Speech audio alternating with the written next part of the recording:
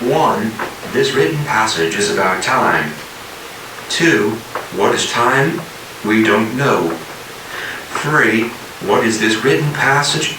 This written passage signifies a brief historical account of taking time to think about time.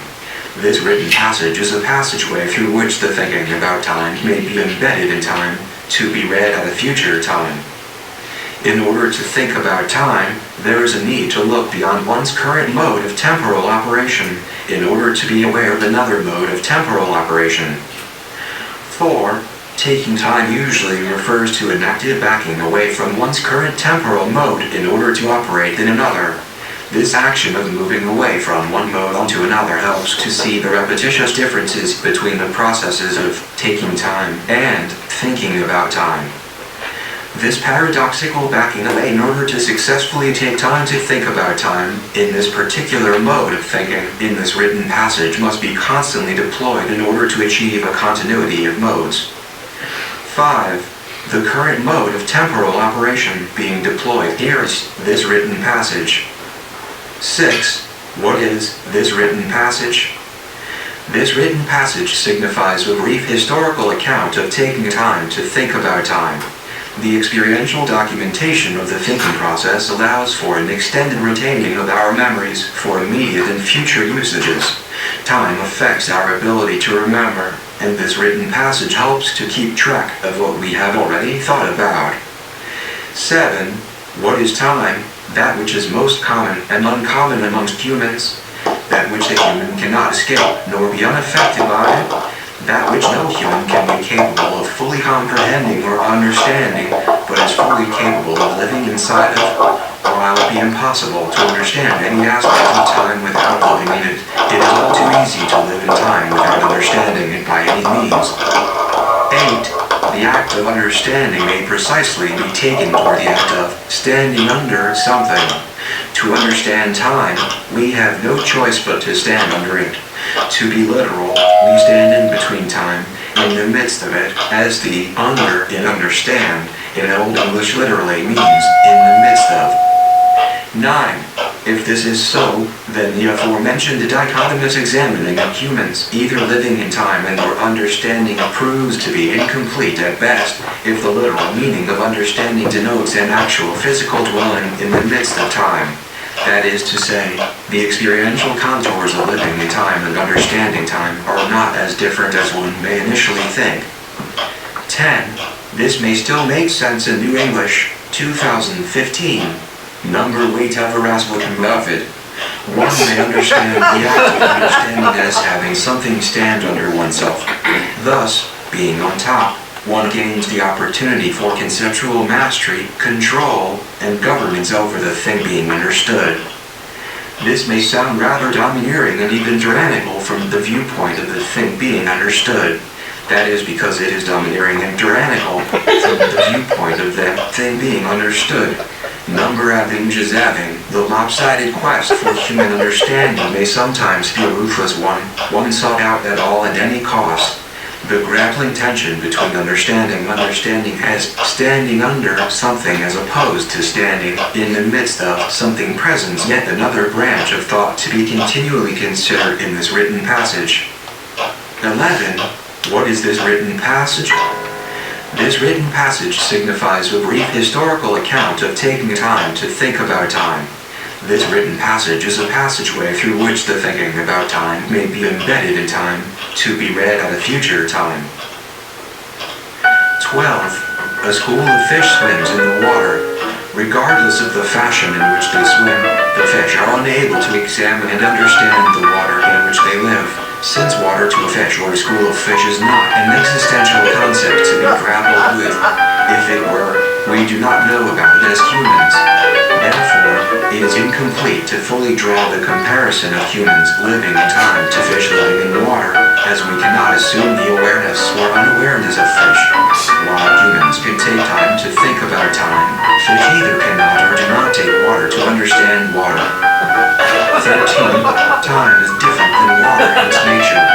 Whether it exists or not, the non-existence of time undoubtedly permeates through the working systems of the contemporary everyday life, the visible, the tangible, the discernible. 14. But if time is indeed all-permeating, then the difference between humans and time and fish and water becomes quickly indiscernible, as we cannot say for sure that when we take time to think about time, we are actually doing so. Time, in this case, is a realm in which humans cannot escape, let alone understand. Even death does not escape time, as the decay of the human body, at least, is still subject to the physical rules of time. 15. There is a discernible difference between time in the world and time on earth. 16. While fish may not understand water, different species of fish and other sea creatures do live in different parts of the water, in different bodies of water around the planet.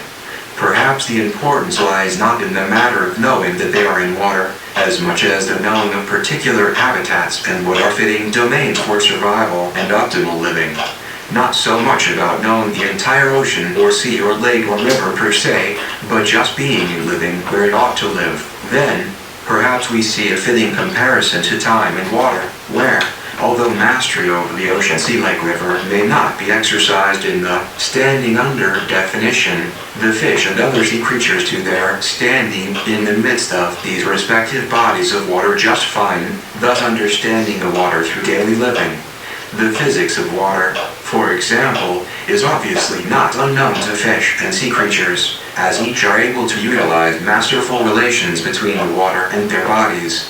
Deep-sea creatures such as the humpback anglerfish, http://en.wikipedia.org/wiki/humpback_anglerfish are rarely found in shallow creeks or rivers, and crocodiles found near the Nile River probably won't be seen hanging out in the middle of the Atlantic Ocean. 17. The discernible difference between time in the world and time on Earth may perhaps be referenced as societal civilizational time vs. planetary time. 18.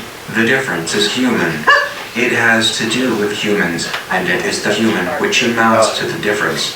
The Earth is a planet, or the only astronomical object known, thus far, to accommodate life. 19. Why is thus far so important? Regarding water. 21. Regarding fish in the water. How real is water to a fish? Big picture speaking, what does water mean to a fish, especially if it never leaves the water? Meaning, while potentially putting aside the matter whether fish are cognizant of the fact that they are in water or not, are we as humans able to imagine what water would be to a fish school of fish? If fish are born in water and die in water, if they live in water and never leave the water, even in their death, physically speaking, then what is water to a fish? It does not exist. And yet, as humans, we know that water exists. Do we? 22. This is, perhaps because we are not constantly in water, other than the fact that the word water is a name which humans have given to this substance, HIS, greater than humanly imposed system. There is a distinction for humans as to what is water and what is not, greater than i.e. dry land. The distinctive difference seen and experienced and lived throughout our lives, throughout civilization of humans may have more or less seen a common notion of what water is and what it is not. 23. But humans are born in water, conceived in water. When human babies' fetuses are initially conceived, they are embedded in water, and when the water breaks, it is time for the baby to leave the water and enter into open air, dry land, etc.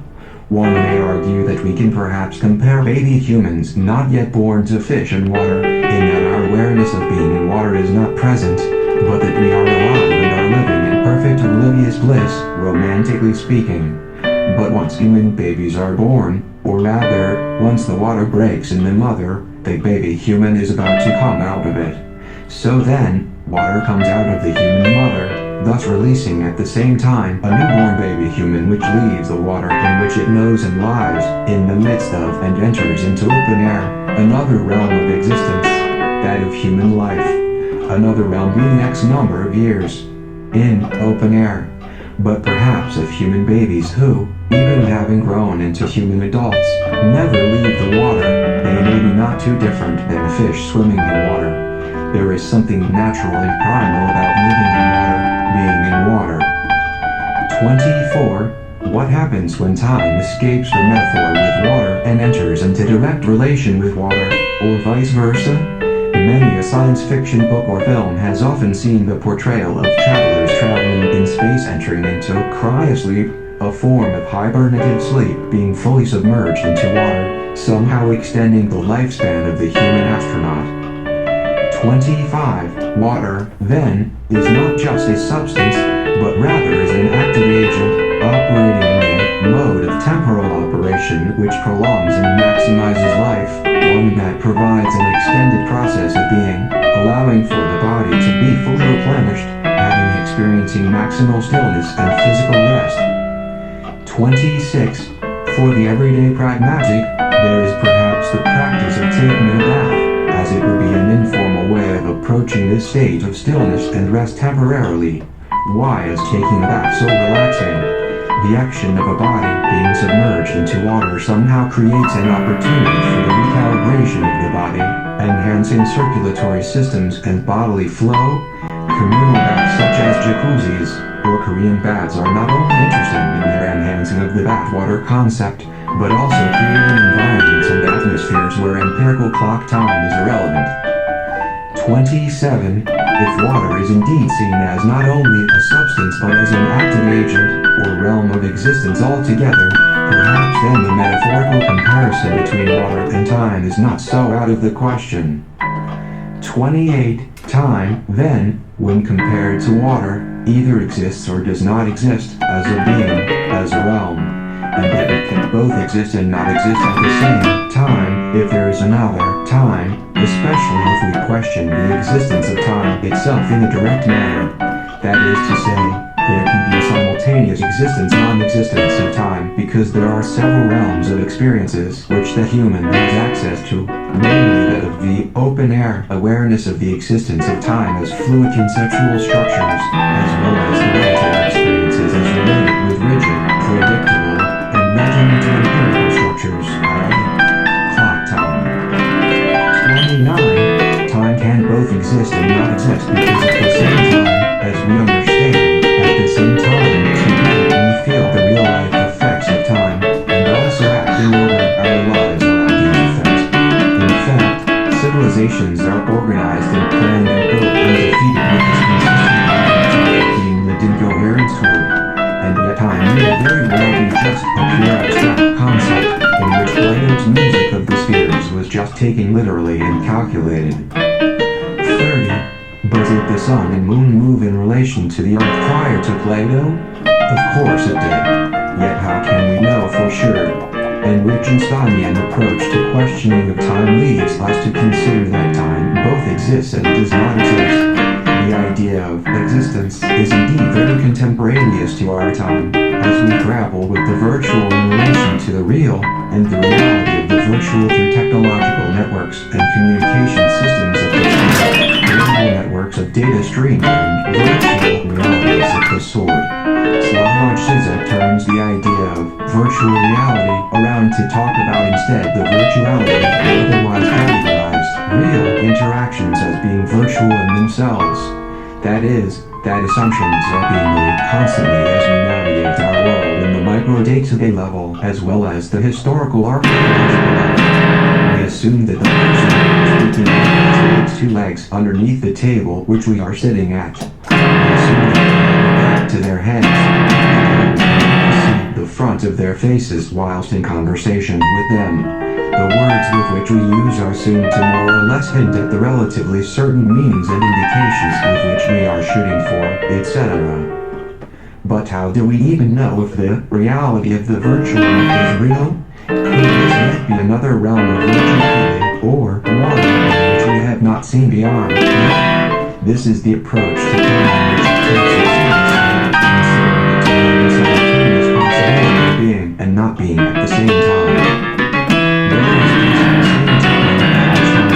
Exist and not exist. In this realm of time, or at least thinking about time, the clock is what allows this written passage to have traction and an acknowledgement of being. What is this written passage? This written passage is a historical indication and proof that we as readers and listeners have existed until this present moment.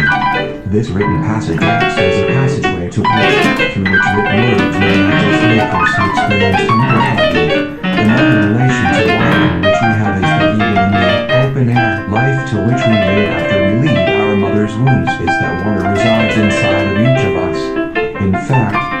bodies are primarily made of water. So then, we are bodies. Water refer not only to the majority of the Earth, but that we are considered to be part of the Earth.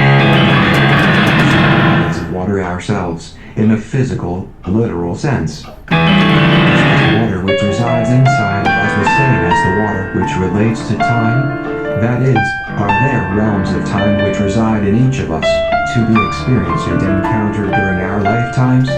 Water is inextricably tied to life in that one who is dehydrated will experience thirst and exhaustion, and one who is dehydrated completely will cease to physically live, as the body becomes totally defunctionalized. Water, then, is a life supply in the physical sense, but if taken to the realm of existence sense as parallel to time, then the realms of experience which reside in each of us are in a constant relation with our bodies. The bodies of water in relation to our bodies, part of our bodies, but constantly expelled and taken in on a regular basis, thus resembling the practicing ecosystem of its own. Bruce Lee talks about the infinite varieties of the shape of water. It flows, crashes, and affects a human being. Definition of a martial artist, or the goal of martial arts is to be human swimming techniques. Water, sound, and gas. Illustrates the potential parallel to time. Water does not cease to be water in either of the three states, although we normally are drawn to think about the liquid state first. Time is a fluid measure different states, spirit time, human time, and narrative time. I'm familiar with the first two, but the time of the narrative is one which perhaps is not addressed in practice as often. I don't have any first-hand knowledge, but drunk driving is tested by the purity of the human liquids, or the chemical makeup is tested in order to execute justice. In order to regardless of the judicial system, our chemical makeup is altered through the alteration of the liquid bloodstream of our water chemical makeup. It is interesting that through this biochemically process, our physical and emotional sensations can be experienced differently, providing alternative realms of experience at a very visceral level. Whether this is real or virtual, it can be said to be deeply felt and experienced. Bleeding, dried blood as historical evidence of temporal process event. Narrative time is the time of the event, that which narrates with a single glance.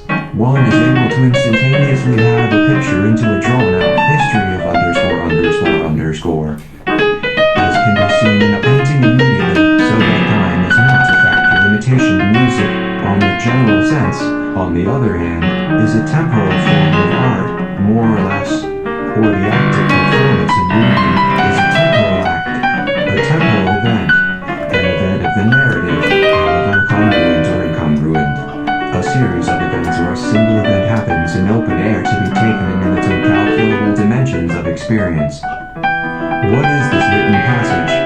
This written passage is being read and examined, visually, orally, and conceptually, so that multiple experiences of temporal modes are provoked, promoting temporal modes of cooperation. This written passage is an embodiment of time, that of which all three of Ranchier's times, empirical, human, narrative, may be experienced and used. This written passage was written as an attempt to allow for the real practicing and experiencing of these three modes of time. This written passage is a body of language. If we compare language to water, as water to time, language is given a body in order to communicate and be transported and moved, traveling without regard for empirical time or perhaps human time, and directly substantiate itself into narrative time. This body of language is a constant, consistent collection of language, otherwise jumbled thoughts and ideas swimming around the brain in a conceptual stage without regard to all three temporal modes of Ranchier's. It is thus given a body as the body is written into all three modes of time. While clock time is normally seen as a restriction and limitation, it is or can also be a relative measurement of freedom. That is to say, that freedom being brought forth as the referential of one mode of temporal operation is seen against another mode. This written passage is a body of water, Solidified into ice in video form, it is in liquid state. The gaseous form would be the form it takes before writing and after reading, when it swims around in your head. The written passage is itself a clock or a stopwatch of sorts, keeping track of the passing movements. This written passage is a mapping of human thoughts and emotional responses to human illustrations. This written passage is a story. This written passage is a collection of thoughts and emotions organized into yet another temporal mode. Mode of operation. This written passage is a repetition and regurgitation of a single idea, as this single idea requires revealing over the course of time. If the single idea is time, it then reveals itself. This written passage is not what it was 1 minute ago. This written passage provides a symphonic listening, promotes. This written passage encourages a multidimensional awareness of different modes of passing time. Time passes through passages, and this written passage is one of them. If time passing is conceptual, then the passageway through which it passes needs to be constantly conceptual as well. Abstract versus conceptual. There is a lack of references to other authors and examples in order to keep the focus on this written passage in this particular mode of temporal operation. The examples of others, given by others, provide and permit further possibilities for understanding. This written passage aims to focus on itself, leaving the external referencing to the reader and the listener at the moment it is read, so that the references made may be contingent upon the particularities of each environment of each reading. By focusing on this written passage, one focuses on oneself, becoming aware of his or her own existence and current realm of existence, and the mode of temporal operations in which he is recording and interacting with at any given moment. This written passage is a measure to be formed. This written passage was written to be performed. In this sense, it is potential energy waiting to become kinetic. It is a set of NESS waiting to be HISS. This may still make sense in New English, number whichever else we can method. To understand means to have something is standing under us, under our control and free dominion, but for time to do that for us is probably undoable. However, there are portions of time which it can have stand under us. In addition to us understanding time, we need to have time stand under us, to go beneath us and below us, so that we can live in it, not only in it. Time as a cage can provide a structure for us to not only sit inside, but also to sit on top of it once in a while, climbing out of the door and sitting on the top of the structure, if only for a while. We know this is possible because we can actually take time to think about time. If one was unable to do so, then one is trapped in time and hypercapitalism will have its fill of us. The school of fish which swims inside the water, no matter however fast they go, will be unable to study or understand water, because water to a fictional school of fish is not an existential concept. If it were, we do not know about it. Therefore, it is incomplete to draw the comparison fully to humans living in time to fish living in the water, unaware. And yet humans may just be like fish, greater than used to say that the fish don't know any better. Different species of fish do live in different parts of the water. Perhaps it is not the matter of knowing as much as knowing their habitat and what is fitting. Not so much about knowing the entire ocean or sea or lake or river per se, but just being and living where it ought to live. Such is a good comparison to time as water, where the straight definition to its bodies humans give it is by nature amorphous and that which flows into one another, where the boundaries know no end, but is continuously flowing. That which even escapes its position and changes form into gases and solids, out of itself and into the sky, only to fall back down to the surface of the planet we call home. And yet humans may just be like fish, greater than used to say that the fish don't know any better.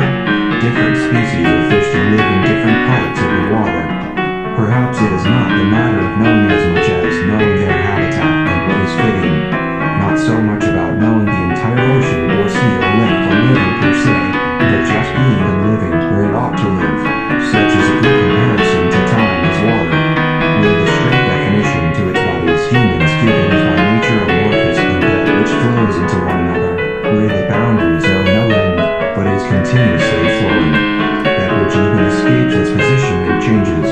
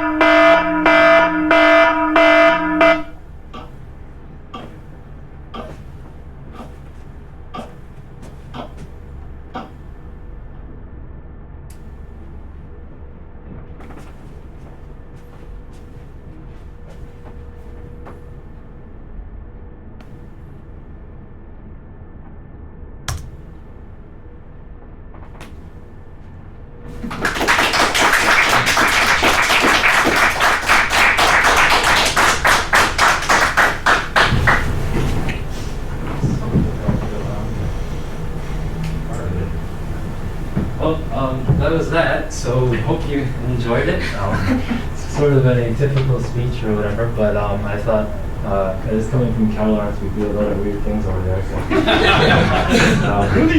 so this is like normal, I guess, in their realm or whatnot. But yeah, I thought the rest of our time we'd just have a discussion, advice, questions, comments, feedback, or whatever. I'd love to just hear everybody, I guess, or not. Yes. What was the decision-making process behind what music you were going to play on the keyboard to accompany the rest of the texts, or clock and everything? Yeah, that's a great question. But straight up, it was improvised. So, going off on the last presentation, right? What is improvisation? What is composition? Well, they're decisions, right? I'm deciding, I'm choosing what words I'm going to speak to you in order to convey my idea so that we may more or less understand what you're saying. So it's kind of an act, and it's impressive, but we really do it all the time, we speak, the act of conversation is very much an improvisation because we're going into uncharted territory, whether in a kitchen arena or not, and just the act of talking to somebody is very improvised. So a lot of that was just sort of, I guess, I'm kind of conversing with nobody's talking to me, right? So I'm talking to the computer, I'm talking to myself, I'm talking to the essay that I wrote, which came out of, a series of talking to a lot of different other people. So, great. Yes? Yeah, it was wonderful. And the essay in particular reminded me of, Tom Johnson's New York composer, there's a piece he wrote called Failing, and it's for a solo bass and speaker. The bass is speaking at the same time, and he's commenting on the music that he's playing. So it's this self-referentiality, and it's absolutely hysterical because he has to keep talking and everything, and he's talking about the instructions that he's dealing with, and he says, and I must talk it straight. And while he's playing, he says I must keep talking at this normal pace and make everything sound like it's very normal. He says there's only one problem: I'm about to run out of words, and now I have to improvise. And I won't tell you where I'm improvising, but some of my students are there, and they probably have a score, and you can look over their shoulder. It was very much in that spirit. Oh, wow. Tom Johnson. Okay. Yeah. It's called Failing. Failing.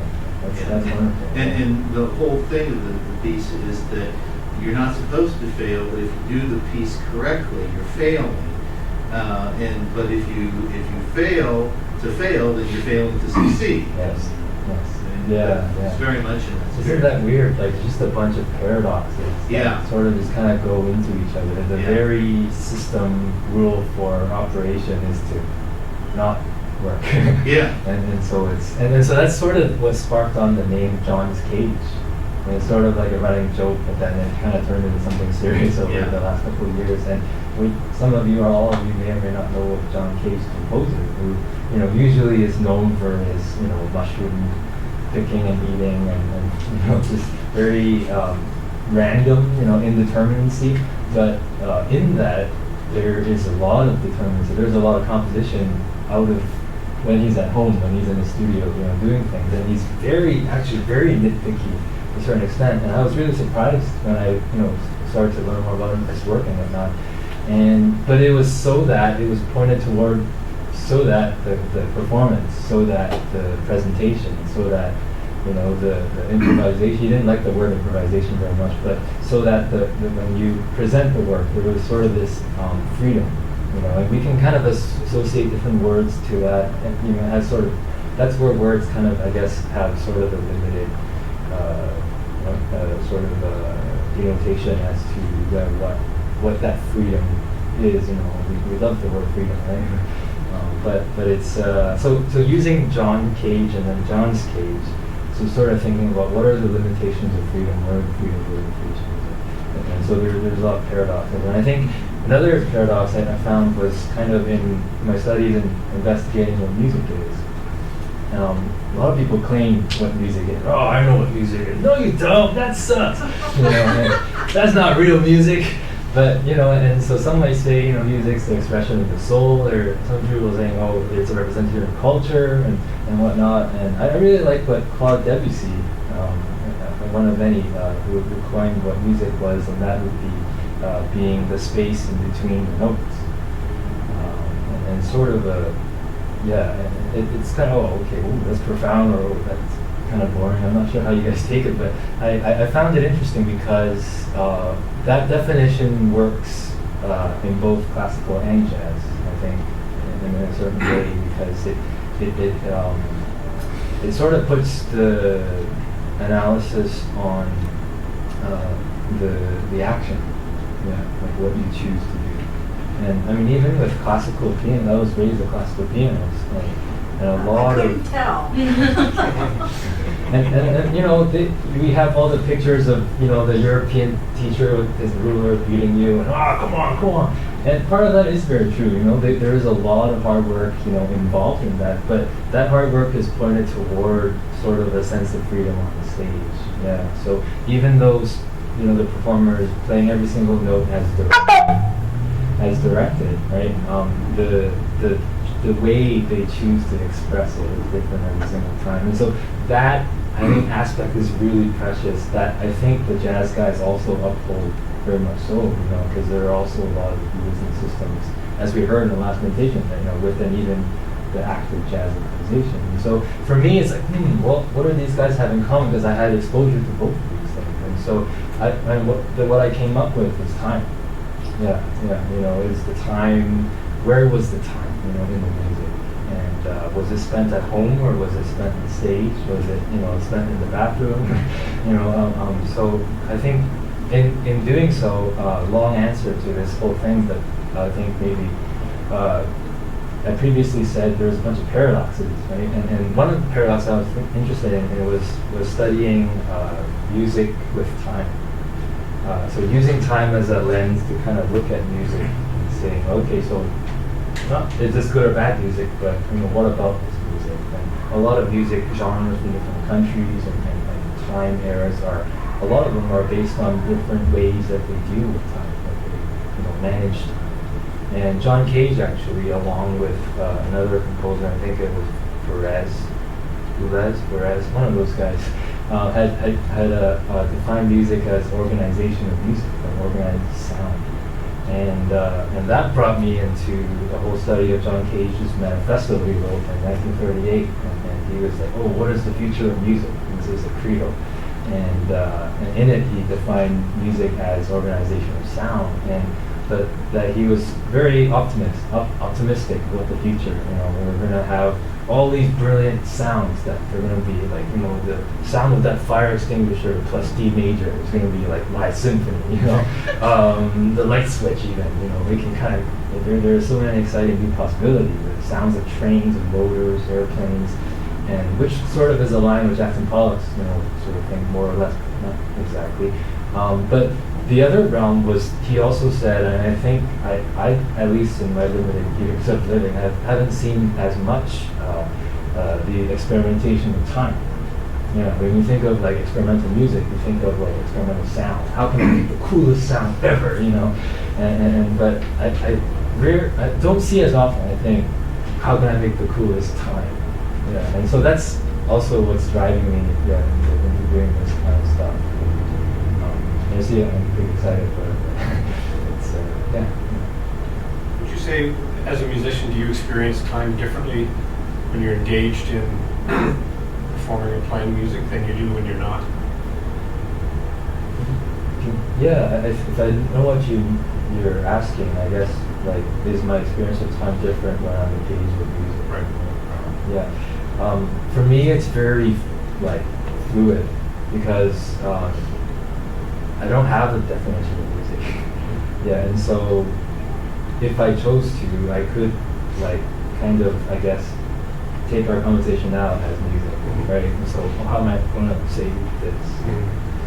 And so it's not all the time. I'm not like painting a romantic picture, oh, here's the genius doing this thing. Like, I'm not trying to say that at all, but I think it's very exciting in that when I start to challenge the boundaries between when I'm making music and when I'm not. Yeah, because I think, like, I mean, in sciences, math and whatnot, there's a certain mode of attention, a certain mode of logic, there's a certain pace of logic as well, and there's a very particular, and then within music, there's also different sorts of music, which it requires different modes of time to be used. And so I guess I kind of play around with that a little bit. Yeah, like It's not that cut and dried. not all the time. Yeah, not all the time. Yeah.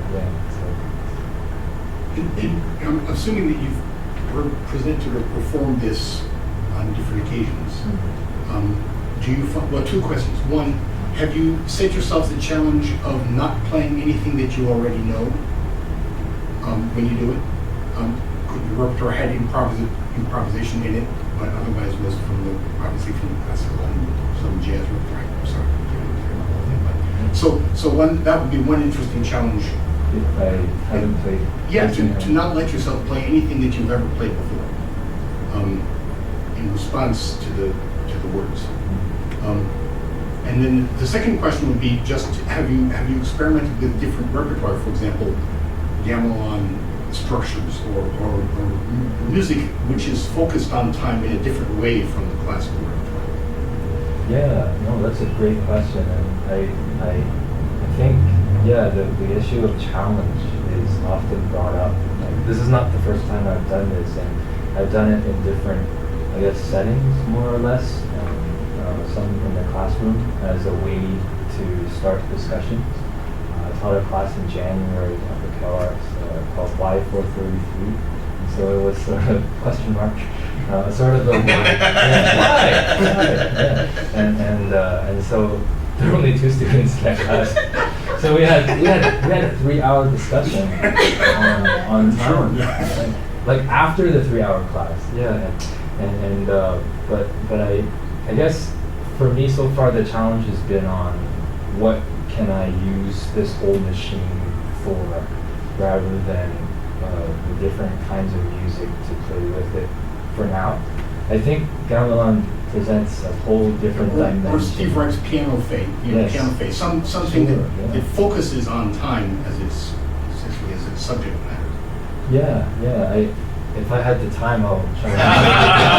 You can't help yourself. I understand. But anyway, nice job. No, thank you very much. I think that's really it's well taken. I think I should seriously consider that. And part of the challenge for me, speaking of challenges, is to kind of decide like how to grow this thing.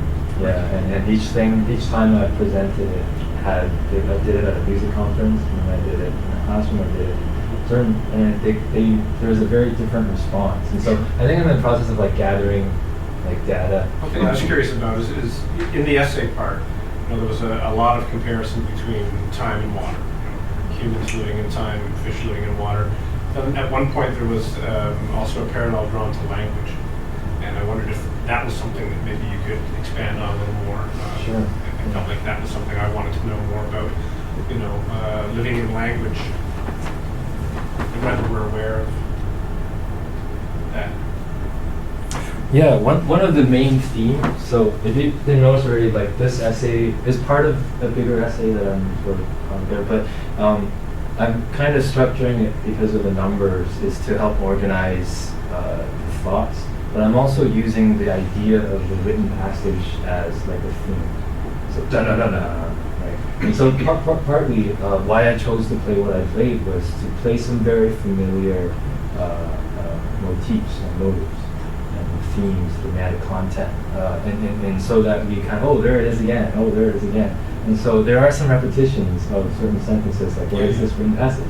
And so I guess I'm trying to approach the idea of writing as a composition. And putting them side by side as a way to kind of analyze time. Time is tricky because whenever we talk about time, it sort of slips away and you don't know what you're talking about anymore. At least I don't. But the written passage is concrete enough that we can refer back to it. I can kind of look back at it. I think we're talking about 23. And so I would scroll to 23 and say, this written passage is talking about this particular mode of conceptual presentation. I guess. And the way I view writing is sort of how I relate with music, in a way where I see it as a way of historical references. So that it's like a historical record of what I was feeling, thinking, whatever during that particular time. And so I guess writing, time, and music presents a sort of like a trinary relation. Since you mentioned 433, I noticed an interesting juxtaposition in your piece between time as duration and time as rhythm. Yes. And I wonder if do you consciously consider the rhythm of the words in the essay that is going to be spoken by the computer and how that is going to equate to what you're doing improvisational? Yeah, no, that's a great point. And I have this computer I'm using a particular software program. It's nothing fancy. I just downloaded it on the internet. It's called Natural Reader Free 3.2. And it's just a computer program. It has a particular speaker. His name is Alex. I like the greater than for the arrow. What's that? Yeah, and so you can kind of select different, people. You have good old Agnes here, so you can kind of go like, This written passage is about time. 2. What is time? She sounds like she's shouting at you. yes.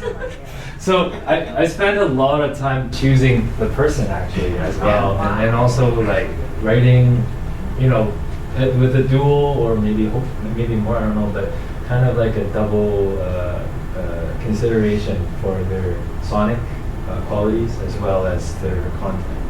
Yeah. I think the John from the last presentation, talked about words and sound. I think that's struck me, very well. And I'm very interested in using text as music and having a musical way of listening to words as well. And it's all fun and games, but for me it actually it's very significant because I think I'm very interested in like if at all, if this can be helpful at all in especially in maybe like the humanities or whatnot, in looking at exploring different topics, and kind of using somewhat abstract seeming concept or structures, but applying them to very serious topics. Like, we have the system of the either or, I think somebody's mentioned, today. And one thing I've been thinking about is, we have either or, we have both and. One thing I've been trying to play around with is either or and but two. So there's 5, either or and but two. And it seems very abstract, but then if we, get really serious for a moment and say, okay, what about abortion, right? So either it's abortion or it's not. And, but two, there's another set of 3 that kind of pushes the first binary in question. It kind of like, not criticizes it, but it analyzes it, puts it under trial in a way that, and I think that's the in-between space, to use the earlier WC reference, where I think the human kind of comes in, and addresses these really hard kind of things.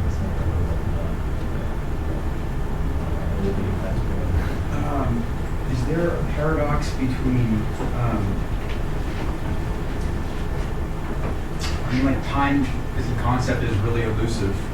Sometimes you can pin it down, but it's still pretty elusive. But I'm wrestling with the concept of a center, and then in musical terms, a theme, right? So you have something to focus on. But if you really try and get down to what time is, it can be elusive. So there's a paradox between what is the focus of this piece? Well, it's time. But the piece is entirely self-referential. Well, it appears to be entirely self-referential. And so I'm not quite sure what it's about, but I'm sort of, I don't know if I'm telescoping and macroscoping and going, okay, where am I in all this and what am I experiencing? And then there's so much structure or fragment of structure to go into that I can just get lost in this 25-minute piece of information. No, you're totally on, and for a lot of time I've that's my experience. It's been, kind of stuck in the middle of it. And part of the writing, why I talk about fish in the water is that, and thinking about how to understand time. When we want to understand something, what is this made? Where was it? Where did it come from? What year? And then how does it feel? And then there's a very particular mode of understanding that we want to get over so that it becomes under us. But I don't know how fast it's going for you guys, but in Old English, the word understand is to stand in the midst of. And so, I can't stand in the midst of the chair, but I think, kind of in thinking about time there's sort of a double thing happening, and that is where the paradox is that we are trying to cognitively address this elusive kind of reality, but at the same time we're experiencing that reality. And so there's kind of like a give and take where, okay, I'm in time, but I can think about time. Okay, I can think about time, but I'm also in time, so I can't think about time as if I'm outside of time, as if I was, or not. And so there, I guess, if anything, that keeps me humble in a way, because I think a lot of times when we have these like fabulous systems, like, oh, I know everything, and I tend to do that for a lot of my life, and but I think the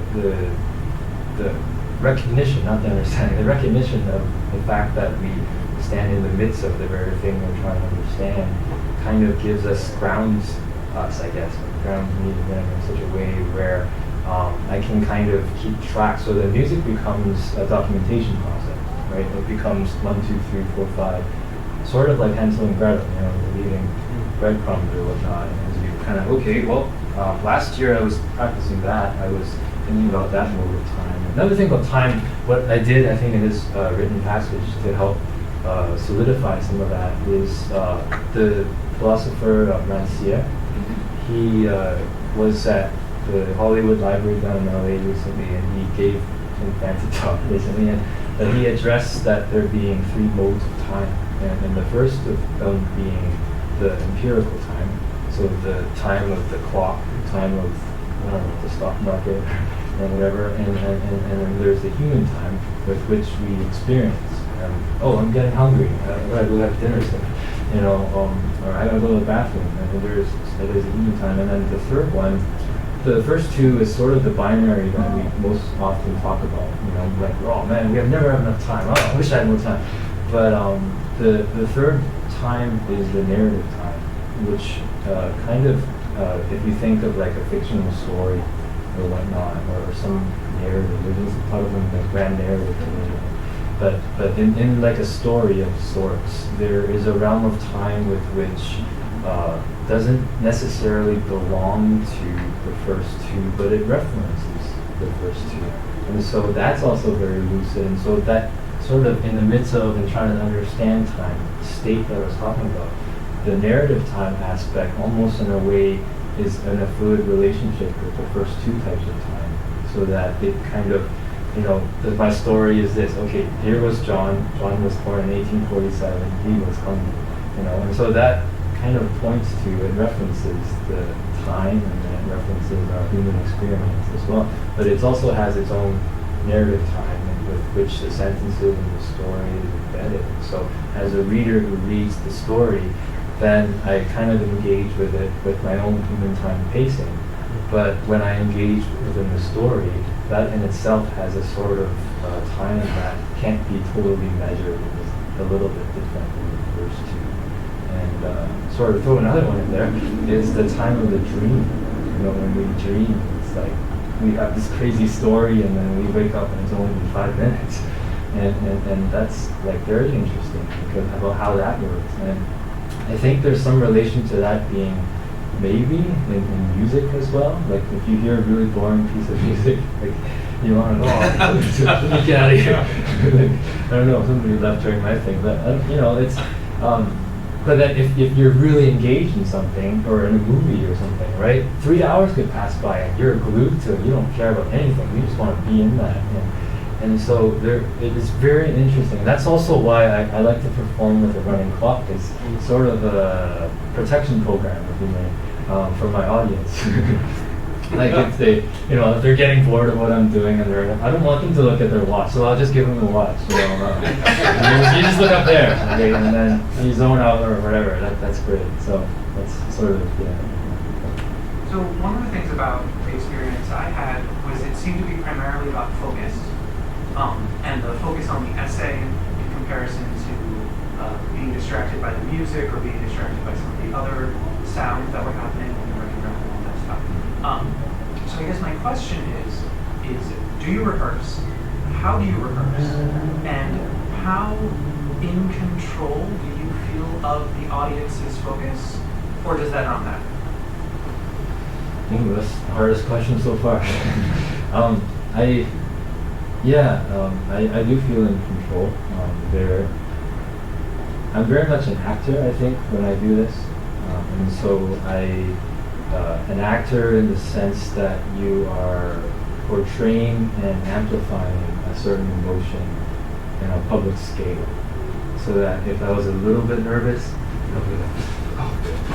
and then if I was very calm, then I would be very chill and just relax, and then whatnot. And so in terms of preparation and control, that is what I actually practice. So the music is sort of just accumulation of years of practice and whatnot and being in school. And so I see that as sort of a tool or a medium. And so I do spend a lot of time working on that. But sometimes more or less I've been trying to practice them distinctly from this particular mode of performance that I've been presenting. And so when I practice this mode of performance, the control that I'm seeking is focus.